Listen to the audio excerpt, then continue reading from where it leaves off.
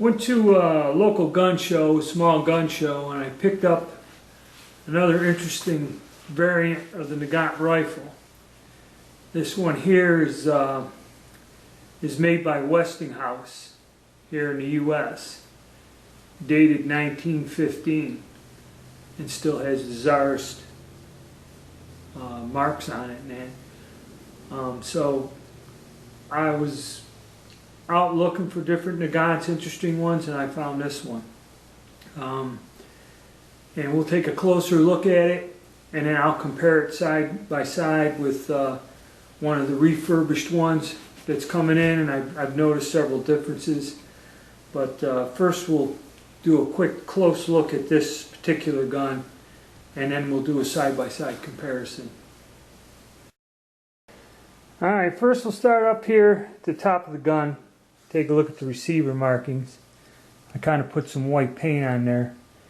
And you see the little Tsarist, or the Russian Imperial crest, serial number, and then Westinghouse, New England, 1915 is what it says on there.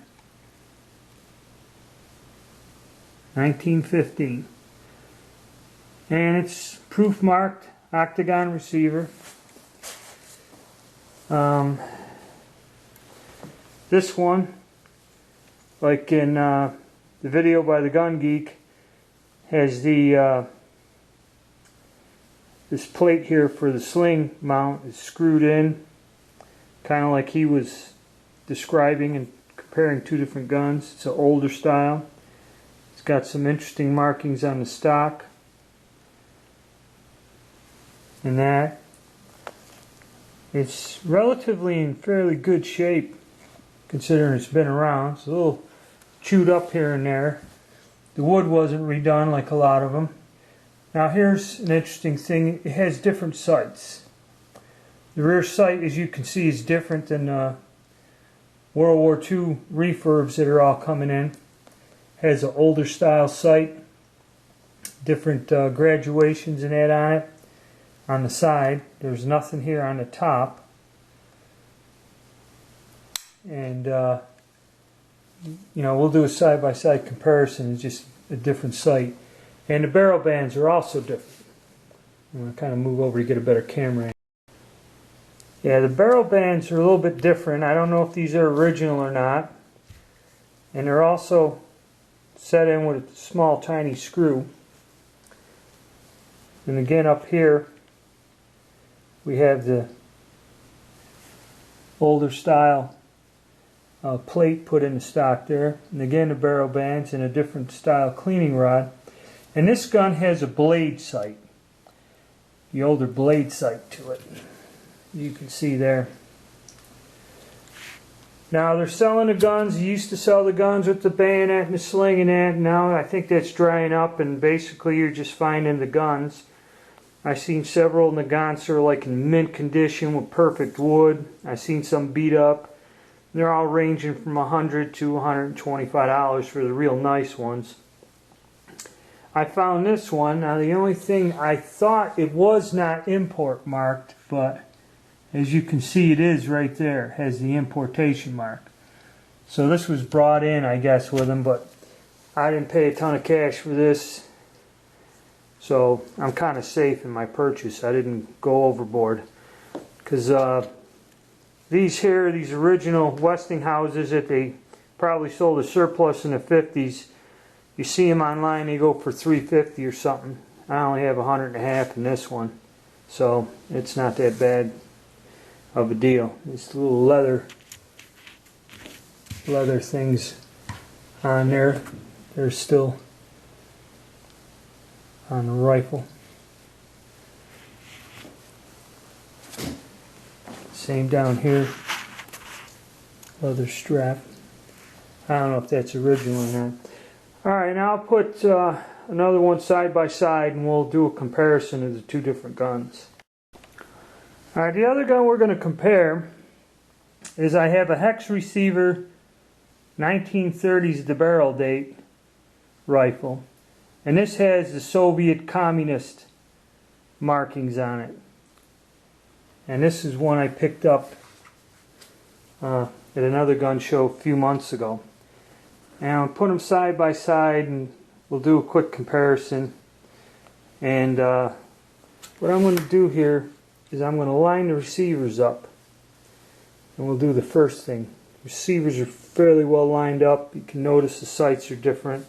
The barrel bands are different. But then what I noticed is the barrel is longer on other 1915. You know, if you go back and look, it's pretty close. It's a few inches. It's another 3 inches or so, 2-3 inches longer than that. So we'll start here in the back. Now we know we got a longer barrel. The buttstocks, you know, one's blued and stamped. That one's more of a, you know, a little bit different, but not by much. There, pretty much the same. And then we go here with the little device that holds for your sling.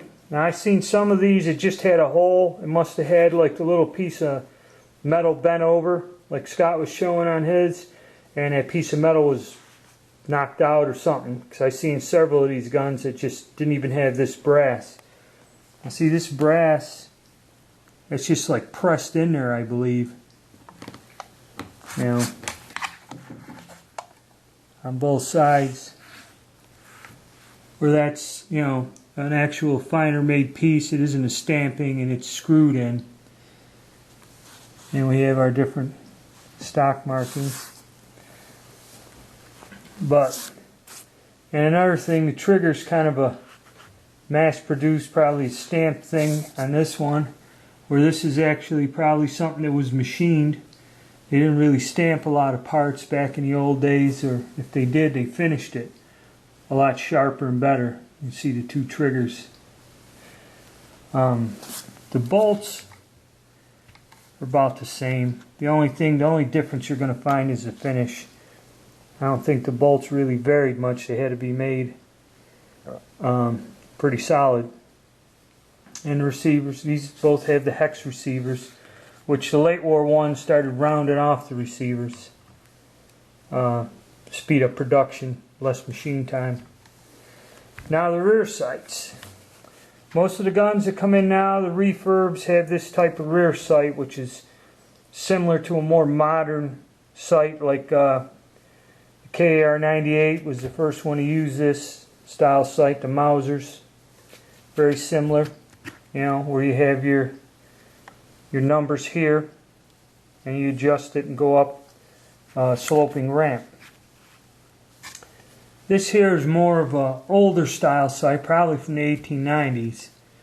You see the things bent, and your distances are here. What these are, I'm not sure of. I just found this thing. I haven't researched it or whatever, but you got 2, 3, 4, 5.5, 7, I think 8.5, or whatever. And this here, you know, basically, when you adjust it, you're making some pretty big jumps. Oh, it's stuck. Hold on a second, we'll try to get that loose. Okay, now I got that. It's kind of hard for me to manipulate it and do that. And there's no numbers or anything. There's little notches, I think, that correspond. But as you see, it's kind of different. This is curved, and it takes these huge steps. And I think that's, I don't know, maybe there's some science behind how they do that ballistically to match the bullet.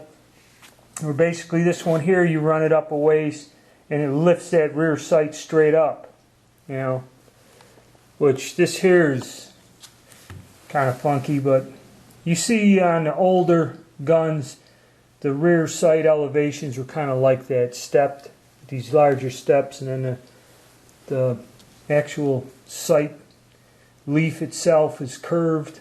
So that's pretty interesting and different. And another difference also is, I'm not sure if this is original or whatever, is the barrel bands. And the stock and the hand guards are kind of different also. See, this barrel band just kind of locks right into the back of that, where this one kind of goes over on the handguard, and then that's locked with a little spring like in there. And this one here, actually you tighten this barrel band down, split, and then there's a little tiny screw in there.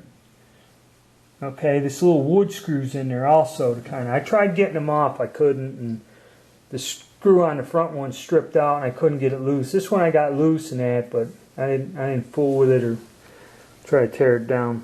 So your barrel bands are different. And this here is just a little flat stamped piece of steel. It's kind of locked together on one end, just a stamping. Where this is actually a machined, heavy machined piece, drilled and tapped and everything with a screw in there. So again, older style manufacturing process. Stock's a little different. This is like more rounded. This here is actually like the feel of this stock better. It's kind of like more narrow. This is more of a round chunk of wood. You know, where this has sort of a flat side to it when you grab a hold of it with the finger grooves. And as we go down again, where the sling mounts, this here is a piece of steel. It looks pretty rough, stamped, and just coated basically. Where this has a coating in that, but this is pretty much a more well-made piece of metal and placed in there with screws. And then we go to the forward barrel bands, and again you see this one's set back a distance, this one's up close, and again these bands are kind of held in place, and as you see they're holding, and there's some metal reinforcement underneath there. You see the little rivets, and then it's so they're like held between these two solid bands that are locked down. Where these here bands just kind of slide over the wood and use these springs to kind of stop them. And they're in different places, you know, the placement of them is different. And the cleaning rod is different. I don't know if this is original or not. But it's a different style cleaning rod. It's slotted, is it? Yeah, it's slotted. Well, this one's more of a round style, and that's more of the older. You see on a lot of the old Mausers and guns. I can't move that. It's a slotted style like that. And this here has just a hole in it.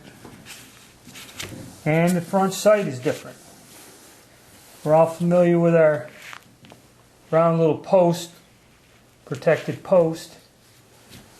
And the older gun has a blade sight on it. Longer barrel, blade sight. I tried fitting one of the bayonets, the socket bayonets on, and they didn't quite fit on there. This gun didn't come with a sling or bayonet. This one did. And but that's about it. The bore on this is, you know, it's good. It's not pitted or rusted, much like all of them. But that's basically the differences, and it's an interesting gun. I don't know when I'm going to get out and shoot it to compare it, but I will do a side-by-side comparison firing these just to see, but it's just a little bit of a variant of the Nagants. I'm kind of adding on to my Nagant collection here. And there is another gun show next week, so I may have a video next week showing you one or two more that I picked up. Okay.